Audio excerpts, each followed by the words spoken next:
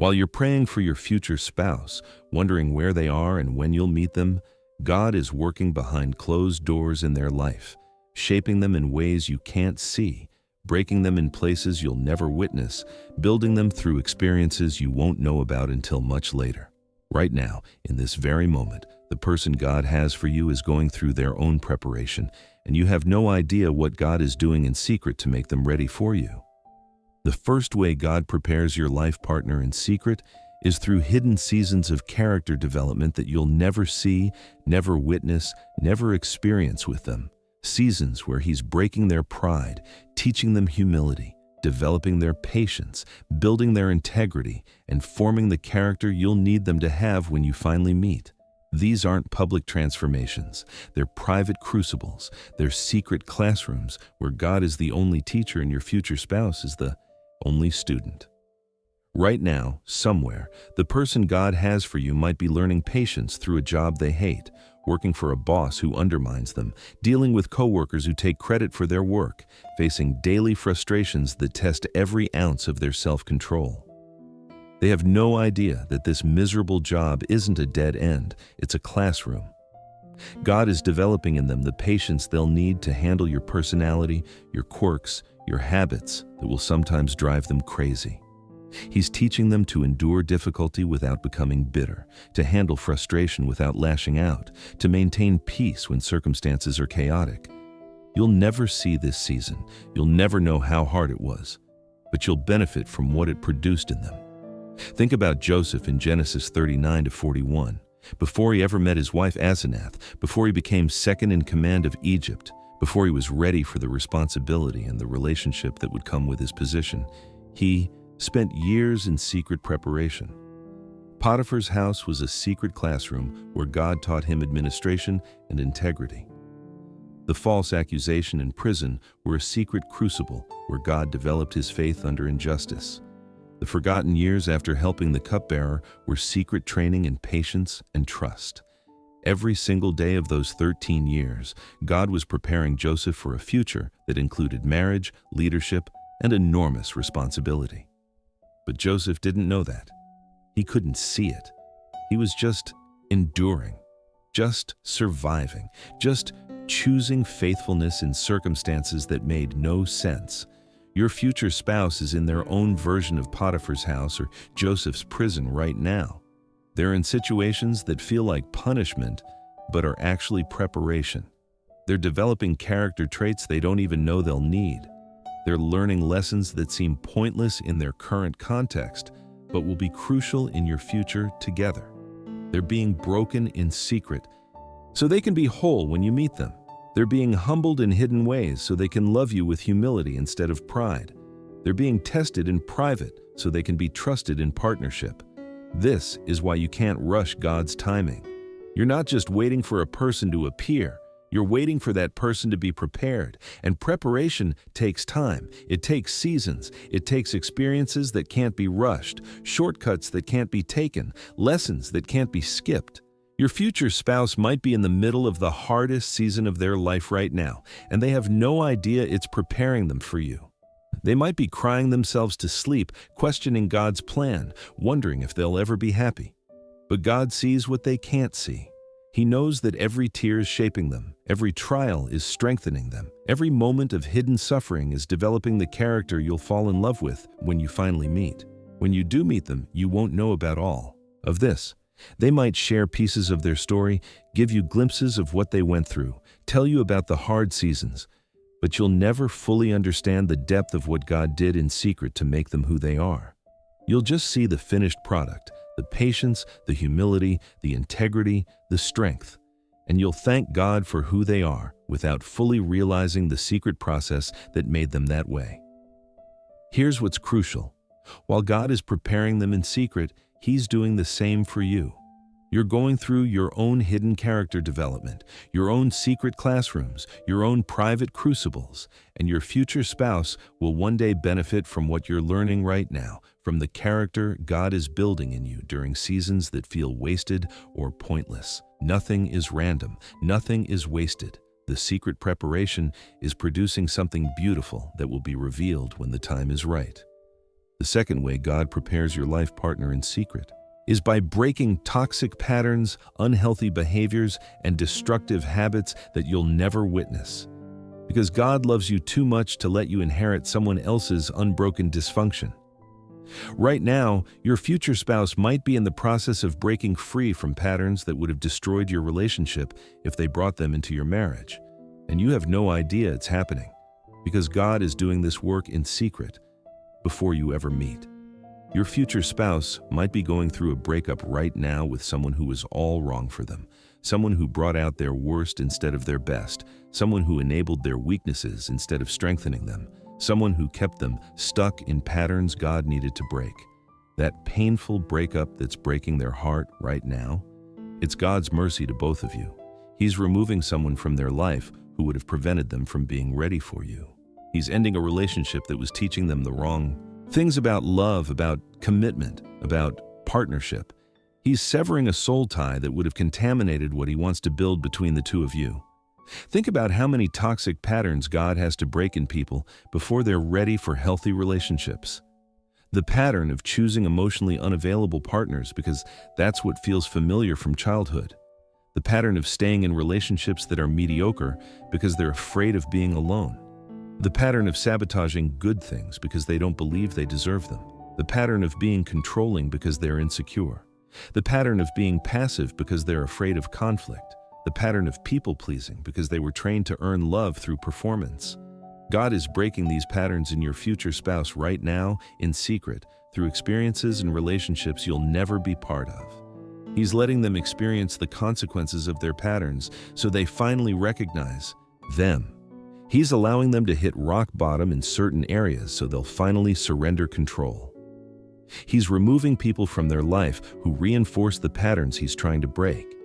He's creating circumstances that make the old way of operating impossible, forcing them to develop new patterns, new responses, new ways of relating. Look at what God did with the Israelites in the wilderness. Before they could enter the promised land, before they could possess what God had for them, He had to break the slave mentality that Egypt had embedded in them. He had to break their pattern of complaining when things got hard. He had to break their pattern of wanting to go back to bondage when freedom got uncomfortable. He had to break their pattern of making idols when they felt insecure.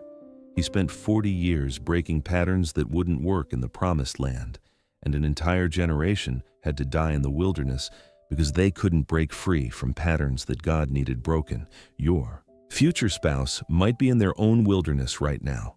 God is breaking patterns that developed over years, maybe over a lifetime. Patterns they inherited from their family, patterns they developed in past relationships, patterns they adopted to survive trauma, patterns that made sense in their old life but won't work in the new life God is preparing. And this breaking process is painful, it's humiliating, it's uncomfortable. They might feel like they're going backward instead of forward. They might feel like they're losing themselves when really they're finding who God created them to be. You'll never see this process. By the time you meet them, the patterns will be broken, or at least broken enough that they can continue healing in the context of a healthy relationship instead of bringing full-blown dysfunction into your marriage. You'll meet them after the deliverance, after the breakthrough, after the transformation. You'll see who they became, not who they were. And you should thank God for the secret work He did to break what needed breaking before you ever entered their life. But here's the reality. God is also breaking patterns in you right now. Patterns you might not even recognize as toxic. Patterns that feel normal to you because you've always operated that way.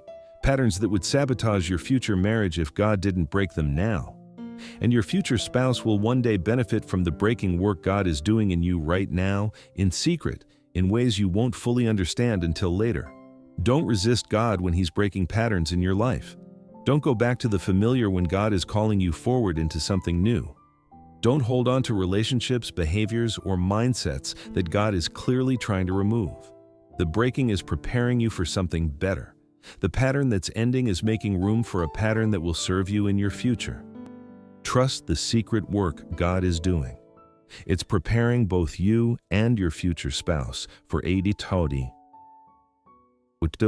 relationship that will be healthy, whole, and honoring to Him. The third way God prepares your life partner in secret is through teaching them crucial lessons in solitude, lessons they can only learn alone, lessons that require isolation from romantic relationships, lessons that develop in them what they'll need to bring into your marriage. Right now, your future spouse might be in a season of loneliness, wondering why God has them in this isolated place. But God is using their solitude strategically, teaching them things they couldn't learn if they were distracted by dating, in a relationship, or focused on finding someone. In their solitude, God is teaching your future spouse to find their identity in Him instead of in a relationship. He's showing them that they're complete in Christ, not incomplete without a partner. He's proving to them that He's enough when no one else is there. He's developing in them the ability to be alone without being lonely, to be content in singleness. So they don't bring desperation into dating. These lessons are foundational. They can't be learned while dating. They can't be developed while in a relationship. They require solitude, isolation, and seasons where God is the only companionship. Think about Jesus in the wilderness in Matthew 4. Before His public ministry began, before He chose His disciples, before He performed any miracles, the Spirit led Him into the wilderness to be alone for 40 days. Why? Because there were lessons He needed to learn in solitude. Lessons about resisting temptation when no one was watching. Lessons about depending on God's word when physical needs were screaming. Lessons about rejecting shortcuts when the easy path presented itself. These lessons prepared Him for everything that would follow: the crowds, the opposition, the disciples, the mission. But they could only be learned alone, in secret, in the wilderness. Your future spouse is in their own wilderness right now. God has isolated them, intentionally. Not because He's forgotten them, not because He's punishing them, but because He's teaching them. He's developing spiritual disciplines in them that will strengthen your marriage. The discipline of prayer when no one is listening. The discipline of worship when no one is watching. The discipline of reading Scripture not to impress anyone, but to know Him. He's teaching them to hear God's voice clearly so that when you're married and facing decisions together, they'll be able to discern His leading. He's teaching them contentment so they don't look to you to fill voids only God can fill. In solitude, God is also healing wounds in your future spouse that would have bled onto you if they entered the relationship unhealed. Wounds from their family of origin, wounds from past rejections, wounds from previous relationships, wounds from trauma they've never processed. These wounds need to be addressed in solitude, in the secret place with God, before they're ready to be vulnerable with another person. God is giving them time and space to heal without the complication of managing someone else's emotions, expectations, or needs. This is why you shouldn't pity your future spouse's season of singleness. Don't think of them as still waiting or alone. They're not waiting passively. They're being actively prepared. They're not alone. They're with God in the secret place, learning what they need to know. Their solitude isn't emptiness, it's a classroom. Their isolation isn't abandonment, it's intentional training. When you finally meet them, you'll benefit from every lesson they learned when no one was watching, from every discipline they developed when there was no one to impress, from every wound God healed in the secret place before they were ready to share their heart with you.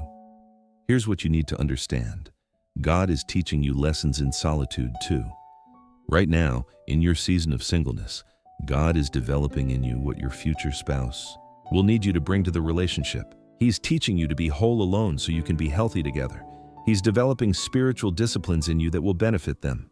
He's healing wounds in you that would damage them if left unhealed. Don't waste your solitude wishing you were in a relationship. Use it intentionally. Let God teach you what He's trying to teach you, because the lessons you learn in secret now will serve you in partnership later. The fourth way God prepares your life partner in secret is through strategic relationships, friendships, mentorships, and even romantic relationships that don't lead to marriage but do lead to growth. Right now, your future spouse is surrounded by people you've never met, people who are shaping them, influencing them, teaching them, challenging them, and preparing them for you without even knowing it. These relationships are part of God's secret preparation process. Your future spouse might have a mentor right now who's teaching them about integrity in business, about faithfulness in ministry, about what godly leadership looks like. You'll never meet this mentor. You might hear about them later in stories. But this mentor is preparing your future spouse to lead your family well, to make wise financial decisions, to steward responsibility with integrity. God strategically placed this mentor in their life right now, in this season, to develop qualities you'll need them to have when you're married. They might have a best friend who's teaching them about loyalty, about showing up when life gets hard, about speaking truth in love even when it's uncomfortable. This friendship is teaching your future spouse how to do conflict well, how to stay committed when things aren't easy, how to love people through their messiness. These are skills they'll need in marriage. They're learning them in a friendship that has nothing to do with you. But you'll benefit from these lessons when you're navigating conflict together, when life gets hard, when you need them to stay committed to you, even when you're not easy to love. Think about how God used Naomi to prepare Ruth for Boaz. Ruth's relationship with Naomi taught her loyalty, faithfulness, sacrifice, how to honor family even when it costs you, how to serve without expecting anything in return. These lessons prepared Ruth to be the kind of wife Boaz needed. Naomi had no idea she was preparing Ruth for marriage. Ruth had no idea that serving her mother-in-law was developing the character her future husband would fall in love with. But God knew. He was strategically using that relationship to prepare Ruth for a relationship that didn't exist yet. Your future spouse might even be in a romantic relationship right now that won't lead to marriage, but will teach them important lessons. Maybe they're learning what they don't want in a spouse. Maybe they're discovering their own weaknesses and blind spots. Maybe they're recognizing patterns they need to break. Maybe they're learning how to communicate, how to set boundaries, how to identify red flags. These lessons are painful. That relationship might break their heart, but it's also preparing them for you. It's teaching them what to look for, what to avoid, what they need to work on in themselves before they're ready for the right relationship. God is also using negative relationships to prepare your future spouse. That toxic boss who makes their life miserable? They're learning patience, how to set boundaries, how to maintain their integrity in difficult environments. That friend who betrayed them. They're learning discernment, how to recognize red flags in relationships, how to protect their heart. That family member who's critical and unsupportive. They're learning that their worth doesn't come from human approval. These difficult relationships are developing resilience, wisdom, and character they'll need when they're married to you. When you finally meet your future spouse, you'll hear stories about the people who shaped them. You'll meet some of them. Others will just be names and memories. But all of them were part of God's secret preparation process. All of them were strategically placed in your future spouse's life to develop something in them that you'll need, to teach them something that will benefit you, to prepare them for a relationship that God had planned but they couldn't see yet. And while God is using strategic relationships to prepare your future spouse, He's doing the same in your life. The mentors teaching you right now, they're preparing you for your future spouse. The friends shaping your character, they're developing in you what your future spouse will need. Even the difficult relationships teaching you hard lessons, they're equipping you for marriage in ways you won't understand until later. Pay attention to what God is teaching you through the people in your life right now. They're part of the secret preparation process. The fifth and final way God prepares your life partner in secret is through financial seasons, times of lack, times of testing, times of learning to manage resources, times of developing stewardship that will determine how your household operates when you're married. Right now, your future spouse might be in a season of financial pressure, and they have no idea it's preparing them to be a good steward of the resources you'll manage together. God might have your future spouse in a season of financial limitation right now where they're learning to budget, to save, to live within their means, to distinguish between needs and wants, to delay gratification, to trust God when resources are tight. This isn't poverty as punishment, it's poverty as preparation. They're learning lessons in financial stewardship that will protect your marriage from money problems that destroy so many relationships. They're developing disciplines that will serve both of you when you're managing a household together, making financial decisions as a team, and steward resources for kingdom purposes. Think about how Jesus tested the disciples' stewardship throughout his ministry. In John 6, when the crowd needed to be fed, Jesus asked Philip, "Where shall we buy bread for these people to eat?" The text tells us that Jesus asked this only to test him because Jesus already knew what he was going to do. He was developing stewardship thinking in Philip. He was teaching the disciples to think beyond their limited resources, to trust God to provide, to be creative in meeting needs. These were lessons they'd need later when they were leading the church, managing resources, and trusting God for provision. Your future spouse might be in a financial test right now that feels like failure, but is actually development. Maybe they made poor financial decisions in the past and are now dealing with the consequences: debt, bad credit, financial instability. This painful season is teaching them lessons they couldn't learn any other way. They're learning that debt is bondage. They're learning that instant gratification leads to long-term regret. They're learning to make financial decisions based on wisdom rather than emotion. These are hard lessons, but you'll benefit from them when you're married and they have the wisdom to help you avoid the same mistakes. God might also be teaching your future spouse generosity in secret. Maybe they're learning to tithe even when money is tight. Maybe they're learning to give when it doesn't make sense financially. Maybe they're discovering that you can't outgive God. These lessons are developing a generous spirit in them that will bless your marriage. When you're married and facing decisions about giving, about supporting ministry, about helping people in need, they'll bring a tested faith in God's provision because they learned to give when they had little and watched God prove faithful.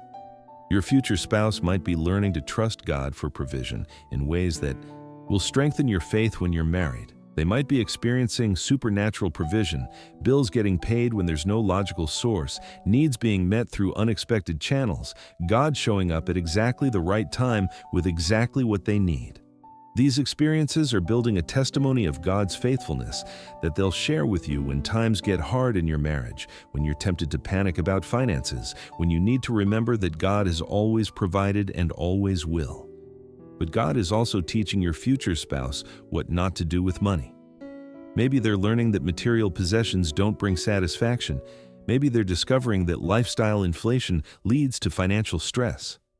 Maybe they're recognizing that comparing themselves to others financially creates discontentment. These lessons are protecting your future marriage from the financial traps that ensnare so many couples: overspending, keeping up with others, believing the lie that more money equals more happiness. When you meet your future spouse, you won't immediately see all the financial lessons they learned in secret. You might not know about the season they struggled to make rent, the time they had to choose between groceries and gas, the period they worked multiple jobs to pay off debt. But you'll benefit from every lesson they learned. You'll see the fruit of their financial stewardship. You'll experience the blessing of their generosity. You'll appreciate their wisdom when they help you make sound financial decisions. The secret preparation will serve you both. And right now, while God is developing financial stewardship in your future spouse, He's doing the same in you. The financial seasons you're in right now, whether abundance or lack, are preparing you for marriage. The lessons you're learning about budgeting, saving, giving, trusting God for provision, these will benefit your future spouse. Don't waste your current financial season. Learn what God is teaching you. Develop the stewardship skills you'll need when you're managing resources together. The secret financial preparation happening in your life right now is preparing you for partnership later. In this moment, your future spouse is being shaped by experiences you know nothing about, taught by people you've never met, and prepared through processes you'll never witness, but you'll spend the rest of your life benefiting from what God is doing in them right now. Subscribe for more biblical truth about relationships and God's sovereign preparation.